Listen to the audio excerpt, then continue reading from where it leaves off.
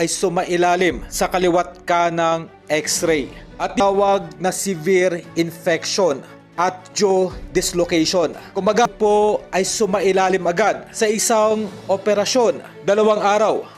Inamin mismo ng kampo itong si Rukia Anpo, ang nasabing fighter. Dito nga po ay napag-alaman na nagtamo ng minimal fracture ang nasabing fighter. Hindi pa malinaw sa ngayon kung ito ba ay sumailalim sa operasyon. Ano pa man, mula sa ating pinagkakatiwalaang source, ang nasabing hapon pagkatapos ng laban nito kontra Manny Pacquiao. Para po sa kalaman ng lahat, ang tinatawag na minimal fracture sa panga, kung ito man ay hindi maagapan, ay maaari po itong magtamo na tinatay marahil ito ay inagapan na ng kampo nitong si Anpo.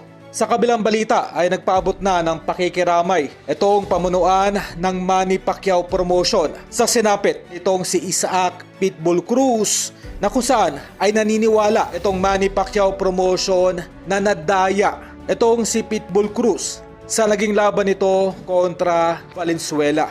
Ganun pa man ay marami pong mga boxing fans mula Amerika ang naniniwala na itong si Pitbull Cruz ay sadyang na-outbox nitong si Valenzuela, at nababalita na itong si Pitbull Cruz ay posible nang bitawan ng Manny Pacquiao Promotion. Nakaabang dito ang Golden Boy Promotion ni De La Hoya. Thanks for watching.